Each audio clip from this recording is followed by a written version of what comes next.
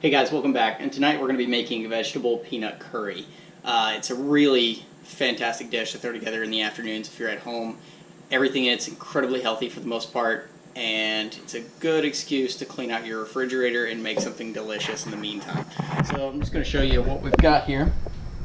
On the counter tonight, we have just a yellow apple. Anytime that I use an apple in a curry, I like to put carrot in there as well. Just got a small onion. Small tomato. Got a little bit of pumpkin left over from the other day, so we're going to be making a pumpkin curry. Got some bell peppers, got some curry paste, something I try to just kind of make and have around in the refrigerator for whenever I decide to make curry. A little bit of coconut milk, some peanuts, some peanut butter, which goes a really long way. Just a little bit of celery, and whenever you're in the Caribbean, you might as well just grab a coconut out of your backyard. So we're going to throw that in there a little bit too and stretch it out. So we're going to go ahead, I'm going to get these things chopped up, get everything rolling, and then we're going to show you how to make peanut curry. Alright guys, now that we have everything cut up, I want to show you exactly what we've done here and why we've done what we've done. So in the pot, we've went ahead and placed the onions, carrots, celery, and green bell peppers in here. And cut them up pretty even. The carrot's a little bit bigger because hopefully we'll just get a little bit of texture out of that. But everything else that's in the pot already, we're going to go ahead and saute down with a little bit of oil. And I'm going to show you that, but just to kind of get everything flowing. And then we have the pumpkin already cut up. It's in bigger pieces. Pumpkin's pretty soft, but I'm kind of hoping that it'll maintain a little bit of its texture and kind of give it some like creamy richness as we go. The apple is diced up, as you can see. Smaller pieces, kind of keep everything in the same realm. We're going to add that near the very end, and we didn't do anything with the coconut, but here in a minute I'm just going to go through when the time is right and show you basically how to open a coconut as we go. The peanuts are going to go in at the very end so that they're still kind of crunchy to give the entire dish a little bit of texture. And let's get started.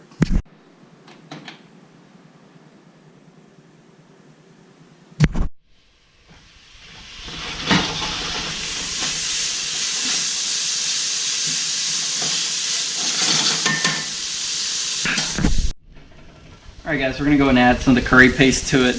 I know that in the video I did not discuss how to make the curry paste, but that is something that we might go over in a future video. It's really where a lot of the flavor is at in curry, so check that video out, coming soon. And be careful whenever you throw the curry paste in here, not to breathe in very heavily over it, because it is incredibly spicy and sharp to breathe in. So we're going to go ahead and open the coconut milk here, get it going. And while I'm doing this, I'm going to go and reduce the heat just a little bit. That way we're not cooking all the water out of it, because we don't want it to break and want the fat separate from the water itself. So as you can see, it's starting to come up to a boil here. We're going to go ahead and add in the tomatoes and pumpkin. And just give this a quick stir to kind of get everything coated and submerged into the liquid. That way all the flavors can really start coming together here. And so now we're just going to let this cook for a little while. So while this is coming back up to a boil and cooking together, we might as well go ahead and add in the coconut milk, or the coconut water to it rather. And I think it's only fair to tell you that I'm not amazing at opening a coconut, but I've done it a couple times now. So what I like to do is I like to just trim back the top of the coconut, and we're only taking off a little bit at a time, because sometimes with these younger coconuts, whenever you get to the inside, they might just explode a little bit. So right here, while we have a thin spot, we're literally just going to poke a hole in it, and as you've seen it release right there, it's ready to let all of its juices go. So once the pressure is released, I'm actually just going to make a small cut in it and flex the knife so that we can turn it up and pour all of the liquid right out of the coconut. You see all that flowing out of there?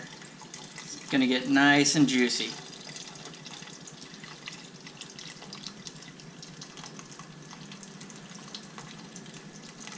There's quite a bit in this one. It's taking a second. And so as you can see now, this is a lot looser, and that's going to give us both a lot more body and a lot more flavor. It's also going to help keep the fat from separating from the water, as now we have a lot more water. And it's a little thin right now, but that's perfectly fine because the starches from the pumpkin are going to cook out into this, and we're going to lose some through evaporation. But even more importantly, whenever we add the other vegetables, it's going to build body to it, and whenever we add the peanut butter in the end, it's going to thicken it up quite a bit too.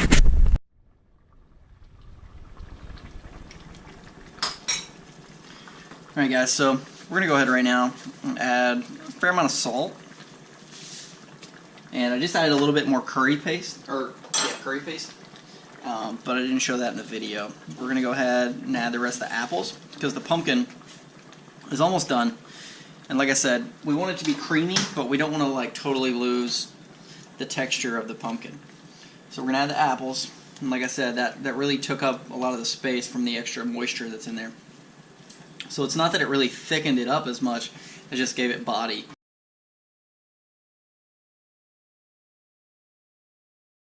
So we've got those things, and now we might as well go ahead and add in some peanut butter. I like to be kind of generous with the peanut butter because it is delicious. And it really just builds an entire layer of flavor on top of what you already have.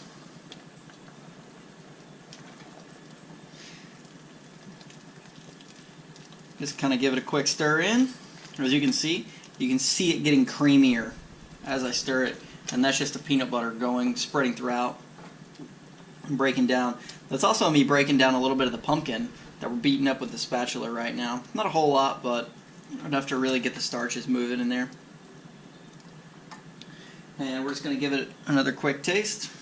As you can see, it's starting to look rich. See all your vegetables in there?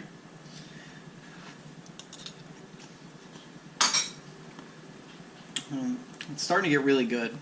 So we're just going to give this a little bit more time and let it stew.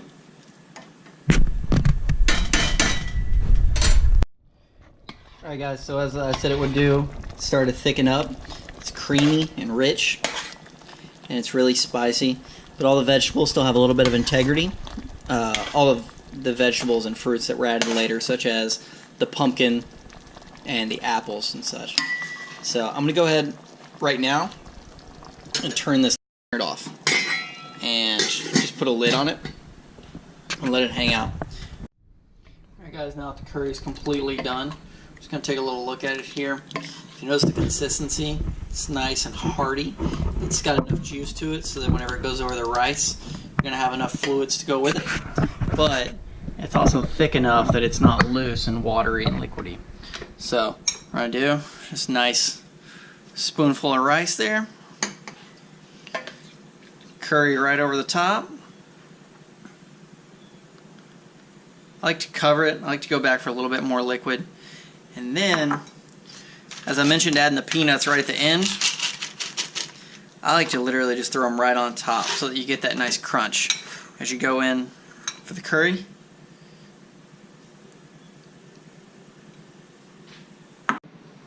Alright guys, that wraps it up for the day. Thanks for watching, and let me know how it turns out. Let me know in the comments below. Thanks.